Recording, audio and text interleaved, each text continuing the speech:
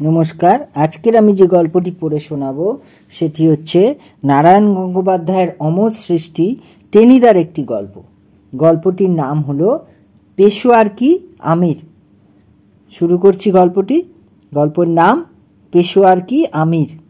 চাটুজ্যেদের রকে বসে আমি একটা পাকা আমকে কায়দা করতে চেষ্টা করছিলাম, কিন্তু বেশিক্ষণ খেতে হলো না। গোটা চারেক কামড় দিয়েই ফেলে দিতে হলো।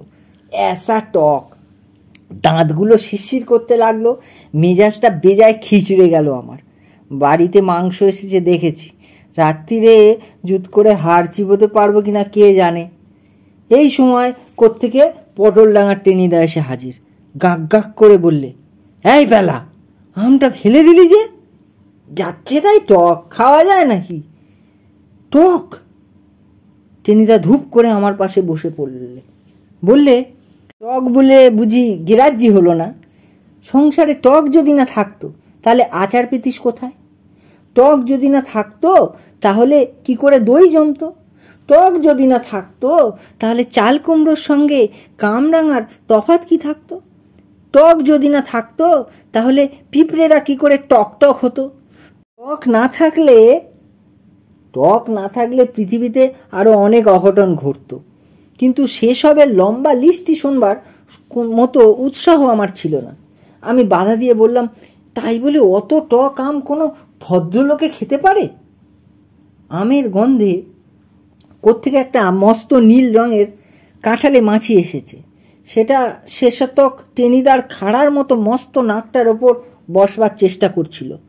আমার কথা শুনে টেনিদার সেই পেল্লায় নাকের ভিতর থেকে রণডম্বুর মতো একটা বিদঘুটে আওয়াজ বেরোলো। মাছিটা শূন্যে বার দুই ঘুরপাক খেয়ে বোঁ করে মাটিতে পড়ে গেল। ভিমরি খেলো না হার্ট ফেল করলো কে জানে। টেনিদা বললে, ইস, খুব যে ভদ্রলোক হয়ে গেছিস দেখছি। তবু যদি এই পালা জ্বরে ভুগে দুবেলা পটল দিয়ে শিঙি মাছের ঝোল না খেতিস। তুই কি আমার গাবলু মামার চাইতেও ভদ্রলোক? জানিস, গাবলু মামা এখন 400 টাকা মাইনে পায়। আমি বেজার হয়ে বললাম, জেনে আমার কি লাভ? তোমার গাবলু মামা তো আমায় টাকা ধার দিতে যাচ্ছে না।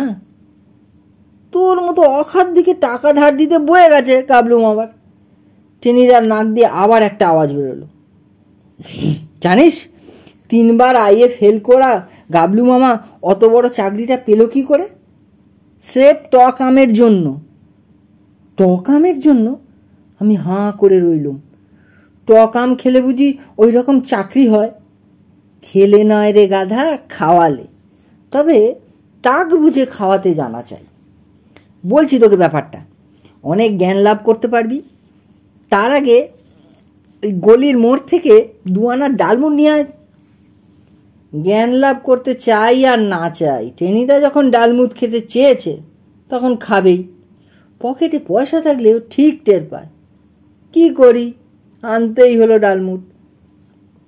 তুই পেট রোগা, এসব তো খেতে নেই বলে হ্যাঁচকা টানে টেনিদা ঠোঁয়াটা কেড়ে নিল। আমি ফ্যাল ফ্যাল করে তাকিয়ে রইলাম। খেতে যখন দেবে না তখন বেশ করে নজর দিয়ে দিই, পরে টের পাবে।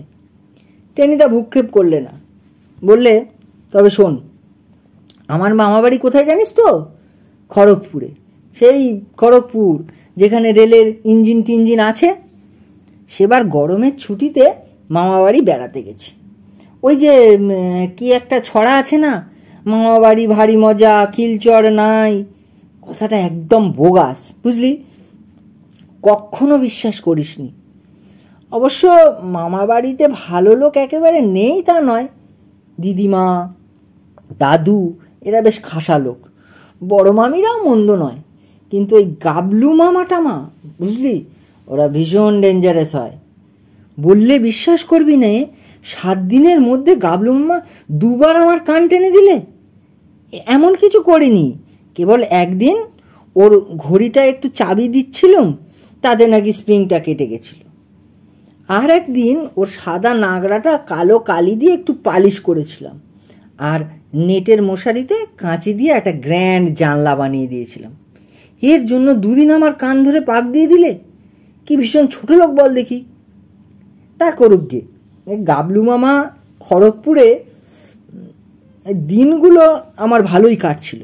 দিব্যি খাওয়া দাওয়া, মজা সে স্টেশনে রেল দেখে বেড়ানো, হাঁটতে হাঁটতে একেবারে কাঁসাইয়ের পুল পর্যন্ত চলে যাওয়া, সেখানে বেশ চড়ুই ভাতি, আরও কত কি বেশ ছিলুম। বেশ মনের মতো বন্ধুও জুটে গেছিল একটা, তার নাম ঘটা, ভালো নাম ঘটকপর। ওর ছোট ভাইয়ের নাম খপনক, ওর দাদার নাম বরাহ। ওদের বাবা গোবর্ধনবাবুর খুব ইচ্ছে ছিল ওদের 9 ভাইকে নিয়ে নবরত্ন সভা বসাবেন বাড়িতে, কিন্তু খপনকের পর আর ভাই জন্মালো না, খালি বোন আর বোন। রেগে গিয়ে গোবর্ধনবাবু তাদের নাম দিতে লাগলেন জ্বালামুখী, মণ্ডলামুখী, এইসব, এমনকি খনা নাম পর্যন্ত রাখলেন না কারুর। তাই 3 রত্নই যথেষ্ট, একেবারে 3 তিরিক্ষে নয়, এক একটা বিচ্ছুর অবতার। আর ঘটা তো একেবারে সাক্ষাৎ শয়তানের ঘট। আগে কি আর বুঝতে পেরেছিলাম? তাহলে ঘটা ত্রিসীমায় কে যায়? ওর ঠাকুরমার ভাড়ার থেকে আচার টাচার চুরি করে এনে আমায় খাওয়াতো। আমি ভাবতুম অমন ভালো ছেলে বুঝি দুনিয়ায় আর হয় না। কিন্তু শেষকালে এই ঘটাই আমাকে একখানা লেঙ্গি মেরে দিলে যে কি বলবো। একদিন দুপুরবেলা গাবলু মামা বেশ প্রেম সে নাক ডেকে ঘুমাচ্ছে, আর আমি দরজার ফাঁক দিয়ে উঁকি ঝুঁকি মারছি একটা ছিপ চাঁচবো। গাবলু মামার দাড়ি কামানোর চকচকে খুঁটটা হাত সাপাই করতে পারলে ভীষণ সুবিধে হয়। এমন সময় ফিস ফিস করে ঘটা আমার কানে এসে বলল, এই টেনি, আম খাবি? কেন খাবো না, খেতে আর ভয় কি? আর আমায় জানিস তো বেলা, খাওয়ার ব্যাপারে কাপুরুষতা আমার একদম বরদাস্ত হয় না। সঙ্গে সঙ্গে দুহাত তুলে লাফিয়ে উঠলে বললাম, কোথায় রে? আমাদের বাগানে। আমি বললাম, ওরে বাবা। বলবার কারণ ছিল, গোবর্ধনবাবুর খুব ভালো একটা আমের বাগান আছে, বাছাই বাছাই কলমের আম, ল্যাংড়া, বোম্বাই, মিছিরিভোগ, আরও কি। 1.5 মাইল দূর থেকেও আমের গন্ধে জিভে জল আসে। কিন্তু কাছে যায় কার সাধ্যি? জমদূতের মতো একটা এসা জোয়ান মালি রাত দিন খাড়া পাহারা দিচ্ছে সেখানে। একটু উঁকি ঝুঁকি দিয়েছে কি সঙ্গে সঙ্গে বাঁচ খাই গলায় হাঁক পড়বে, এখানে কি হচ্ছে? ও সব চলিবে না, না পালাইছ তো পিট্টি খাইছ। ঘটা বললে, কিচ্ছু ঘাবড়াস না বুঝলি, আজ জামাই ষষ্ঠী কিনা, মালি এবেলা শ্বশুর বাড়ি গেছে, ভালো মন্দ খেয়ে সন্ধ্যের পরে ফিরবে, আজকেই সুযোগ। অমন জাঁদরেল মালিরও শ্বশুর বাড়ি থাকে? আমার বিশ্বাস হলো না। ঘটা বললে, সত্যি বলছি টেনি, চল না বাগানে, গেলেই বুঝতে পারবি। গেলুম বাগানে, বেগতিক দেখলেই রামদৌড় লাগাবো, লম্বা লম্বা ঠ্যাং দুটো তো আছেই। গিয়ে দেখি সত্যিই তাই, মালির ঘরে মস্ত একটা তালা ঝুলছে, আর বাগানে গাছ ভর্তি আম আর আম। তাদের কি রং আর ক্যাসা খুশবু, মনে হলো যেন স্বর্গের নন্দনবনে এসে ঢুকেছি। আর চারিদিকে অমৃত ফল ঝুলছে। কিন্তু হলে কি হবে, সব গাছগুলোই বিচ্ছিরি রকমের জাল দিয়ে ঘেরাও করা, ঢিল মারলে পড়বে না, আঁকশিতেও নামবে না।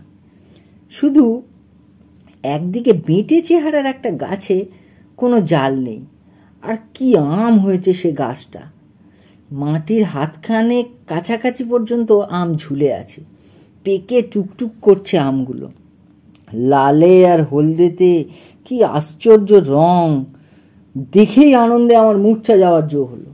ঘটা বললে, এ আমের নাম পেশোয়ার কি আমির, আমের সেরা, খেলে মনে হবে পেশোয়ারের আঙুর, ভীমনাগের সন্দেশ আর কাশির চমচম একসঙ্গে খাচ্ছিস। লেগে যা টেনি। বলবার আগেই লেগে গেছি আমি, চোখের নিমেষে টেনে নামিয়েছি গোটা 15 পেশোয়ার কি আমির, তারপরে বেশ টুকটুক টুসটুসে একটা আমে যেই কামড় বসিয়েছি, সঙ্গে সঙ্গে কি যে হলো আমার মনে নেই পেলা। আমি মাথা ঘুরে সেইখানেই বসে পড়লাম। ওরে বাপস, কি টক! 10 মিনিট ধরে খালি মনে হতে লাগলো আমার দুপাটি দাঁতের ওপর কেউ দমাদ্দম হাতুড়ি ঠুকছে, আমার দুকানে 30টা ঝিঁঝি পোকা কোরাস গাইছে, আর আমার নাকের ওপর 3 ডজন উচ্চিংড়ে লাফাচ্ছে, আর আমার মাথার ওপর 7টা কাঠঠোকরা এক নাগাড়ে ঠুকে চলেছে। যখন জ্ঞান হলো তখন দেখি 2 ডজন পেশোয়ার কি আমিরে সামনে নিয়ে আমি বসে আছি ধুলোর ওপর। ঘটার চিহ্ন মাত্র নেই। ঘটকপর কর্পূরের মতোই উবে গেছে। কি শয়তান, কি বিশ্বাসঘাতক! একবার যদি ওকে সামনে পাই তাহলে নাক খিমচে দেবো, কান কামড়ে দেবো, পিঠে জল বিশুটি ঘষে দেবো। ওর ছুটির টাক্সের সব অঙ্কগুলো এমন ভুল করে দেবো যে স্কুলে গেলেই সাপা সাপ বেদ। কিন্তু সে তো পরের কথা, এখন কি করি? আমের লোভে কি না কে জানে পাটকেলে রঙের মস্ত দাড়িওয়ালা একটা রাম ছাগল গুটি গুটি পায়ে আমার দিকে এগোচ্ছে। আমার সমস্ত রাগ ছাগলটার ওপর গিয়ে পড়ল। বটে, আম খাবে? দেখো একবার পেশোয়ার কি আমিরকে পরখ করে দেখো। ছাগলে সব খায় জানিস তো পেলা। ছাতা খায়, খাতা খায়, হকি স্টিক খায়, জুতো খায়। জুতো বুরুশোলাকেও যে বাগে পেলে খায় না এ কথা জোর দিয়ে বলা যায় না। আমার সেই কামড় দেয়া আমটাকেই দিল মোর দিকে ছুঁড়ে। মাটিতেও পড়তে পারল না। ক্রিকেটের বলের মতোই আকাশে লাফিয়ে উঠে ছাগলটা আমটাকে লুফে নিল। তারপর ব্যা করে গগনভেদী আওয়াজ হলো। একটা নয়, যেন সমগ্র ছাগল জাতি একসঙ্গে আর্তনাদ করে উঠল। তারপরে টেনে একখানা দৌড় মারল। সে কি দৌড় রে পেলা! চোখের পলকে বাগান পেরোলো, মাঠ পেরোলো, লাভ মারতে মারতে খানা খন্দর পেরোলো। বোধহয় মেদিনীপুরে গিয়ে শেষতক সেটা থামল। আমি জ্বলন্ত চোখে আমগুলোর দিকে তাকিয়ে রইলুম।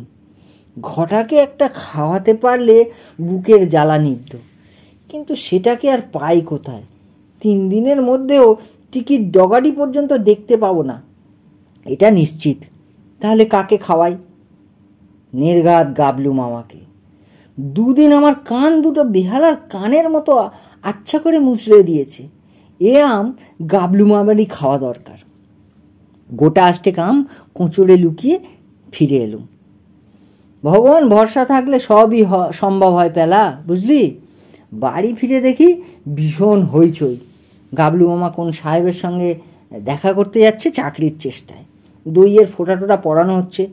দিদিমা, বড় মামি, দাদু সবাই একসঙ্গে দুগ্গা দুগ্গা, কালি কালি এইসব আওড়াচ্ছে। গাবলু মামার ঘরে উঁকি দিয়ে দেখি কেউ নেই। শুধু টেবিলের ওপর রংচঙে একটা বেতের ঝুড়ি, তাতে বাছা বাছা সব বোম্বাই আম। ভগবান বুদ্ধি দিলেন রে পেলা। কেউ দেখবার আগেই আমি ঘরে ঢুকে গোটা কয়েক বোম্বাই আম সরিয়ে ফেললুম, আর তার ওপর সাদিয়ে দিলাম 7টা পেশোয়ার কি আমির, মানে 7টা অ্যাটাম বোম। তারপরে গোয়াল ঘরে লুকিয়ে বসে সেই বোম্বাই আমগুলো সাবার করছি।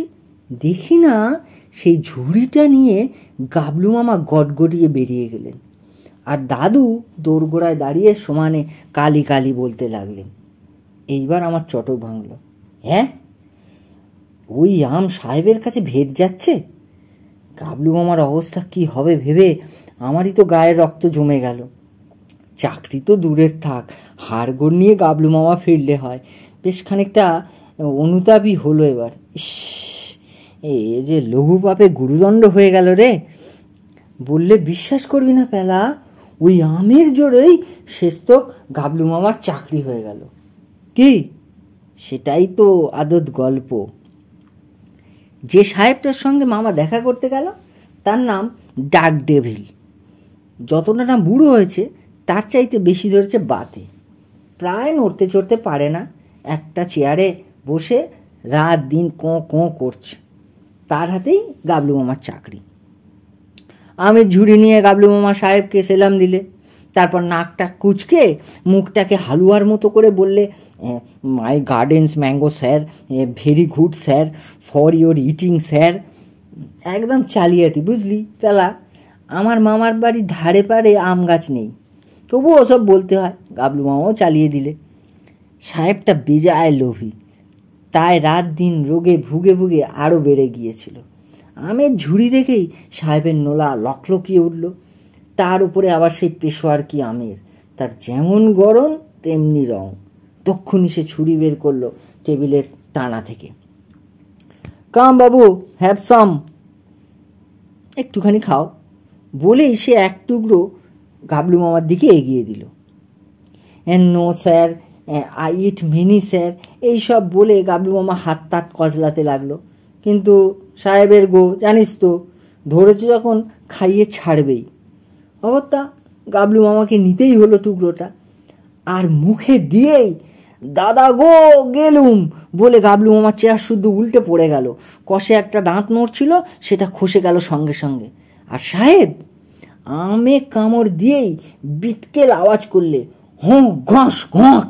তারপরেই তড়াক করে এক লাফে টেবিলে উঠে পড়লেন, দাঁড়িয়ে উঠে বললেন মাই গড খেচাং বলে আর এক লাফ। মাথার ওপর ফ্যান ঘুরছিল, সাহেব তার একটা ব্লেডকে চেপে ধরলো। তারপর ঘুরন্ত ফ্যানের সঙ্গে শূন্যে ঘুরতে লাগলো বাই বাই করে। সে কি যাচ্ছে তাই কাণ্ড, তোকে কি বলবো প্যালা। ঘরের ভিতর নানা রকম আওয়াজ শুনে সাহেবের আর্দালি ছুটে এসেছিল। সে সাহেবকে ফ্যানের সঙ্গে বনবনিয়ে ঘুরতে দেখে বলল, রাম রাম ইয়ে ক্যাসা কাম বলে সে কাকের মতো হাঁ করে রইল। আর সেই সময়ই উড়ন্ত আর ঘুরন্ত সাহেবের হাত থেকে পেশোয়ার কি আমি টুপ করে খসে পড়ল। আর পড়বি তো পর একেবারে আর্দালির হাঁ করা মুখে। এ দেশওয়ালি ভাই রে, জান গইলা রে বলে আর্দালি পাই পাই করে একেবারে স্টেশনের প্ল্যাটফর্মে এসে পড়লো। তখন মাদ্রাজ মেল স্টেশন ছেড়ে চলে যাচ্ছে, এক লাফে তাতেই উঠে পড়লো আর্দালি। তারপর পতন ও মূর্ছা। ওয়ালটেয়ারে গিয়ে নাকি তার জ্ঞান হয়েছিল। ততক্ষণে গাবলু মামার চটকা ভেঙেছে। মাথার উপরে সাহেবের বুটের ঠক্কর কাঁধে এসে লাগতেই গাবলু মামার টেনে ছুট। এক দৌড়ে এসে বাড়িতে আছাড় খেয়ে পড়ল। তারপরে 104 জ্বর আর সঙ্গে ভুল বকুনি, ওই ওই আম আসছে, আম ধরলে। বাড়িতে তো কান্নাকাটি, আমার মনের অবস্থাও তো বুঝতেই পারছিস।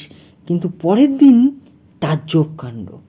সকালেই সাহেবের 2 নম্বর আর্দালি গাবলু মামার নামে একটা চিঠি নিয়ে এসেছে। কি ব্যাপার না, গাবলু মামার চাকরি হয়েছে, 250 টাকা মাইনের চাকরি। এমন করে হলো? আরে কেন হবে না, সাহেব তো ফ্যানের ব্লেড থেকে ছিটকে পড়ল। পড়তেই দেখে আশ্চর্য ঘটনা, সাহেবের 10 বছরের বাত হাত পা ভালো করে নাড়তে পারত না। পেশোয়ার কি আমিরের এক ধাক্কাতেই সে বাত বাপ বাপ করে পালিয়েছে। কাল সারা বিকেল সাহেব মাঠে ফুটবল খেলেছে, আনন্দে সকলকে ভেঙচি কেটেছে। বাড়ি ফিরে তার পেল্লায় মোটা মেম সাহেবের সঙ্গে মারামারি পর্যন্ত করেছে। আর গাবলু মামার জ্বর তক্ষুনি রেমিশন। 10 বালতি জলে স্নান করে ভাত খেয়ে কোট প্যান্টুল পরে গাবলু মামা তক্ষুনি সাহেবকে ছেলাম দিতে ছুটলেন। বুঝলি প্যালা, তাই বলছিলাম টক আমকে অছেদ্দা করতে নেই। জুত মতো কাউকে খাইয়ে দিতে পারলে বরাত খুলে যায়। ডালমুডের ঠোঁয়াটা শেষ করে টেনিদা থামল। আহা, এমন বাতের ওষুধ। আমি বললুম, সে আম গাছটা? দীর্ঘশ্বাস ফেলে টেনিদা বললে, ওসব ভগবানের দান রে, বেশি দিন কি আর সংসারে থাকে? পরদিনই কালবৈশাখের ঝড়ে আম গাছটা ভেঙে পড়েছিল। নমস্কার।